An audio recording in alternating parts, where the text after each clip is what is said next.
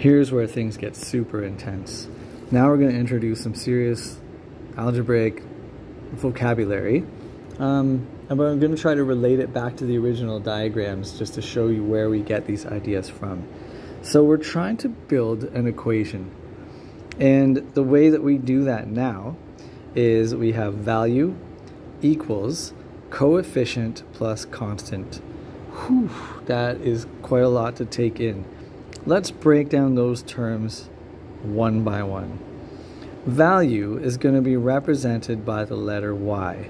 Okay? In reality, the value just represents the number of blocks. You saw that on the last page when we looked at the table of values. Value represents the number of blocks, but in our equation we're going to use the variable Y to represent that value. Okay? So now we have to figure out these are going to be two-step equations. So we're going to have a multiplication and we're also going to have an addition, just like the examples we've looked at in class. So the next thing we have to do is figure out what the heck this fancy coefficient word means. It's not as crazy as it sounds. The coefficient is just the number that's going to multiply by the variable. So we saw in class, often we had examples like, say, 3n.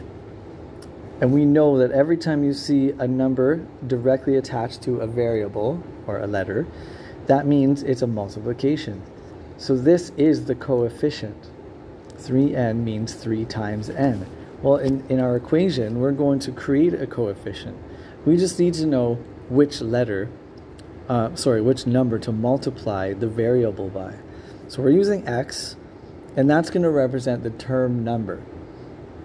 And what we do is we use the rate of change as our coefficient. So according to our calculations on the last page, rate of change was 2. So 2x is now going to be the coefficient. That's the first part of our equation.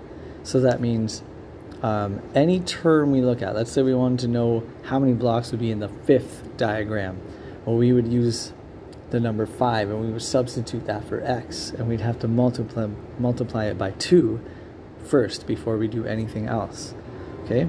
But we're not done yet. That's the first part of the equation. We have the coefficient, which is the rate of change, all right, times the term number. And now we have to figure out what the constant is. And the constant is always going to be your zero term, all right? And a nice way to think about that is if you look back at the original diagram, and we figured out in this particular pattern, the zero term has 3 blocks, right? Our zero term was positive 3.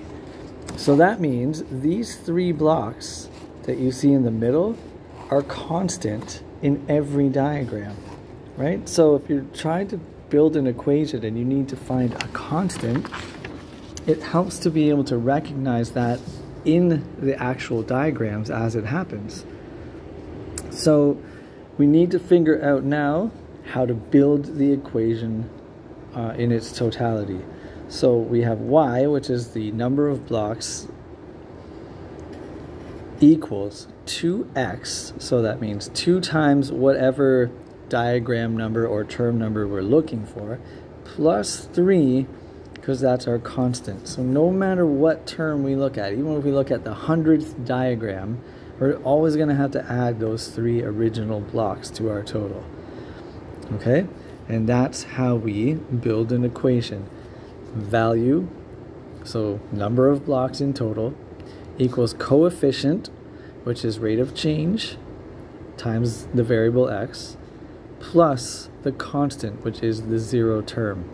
And this process will work for every single linear pattern we would look at. Okay?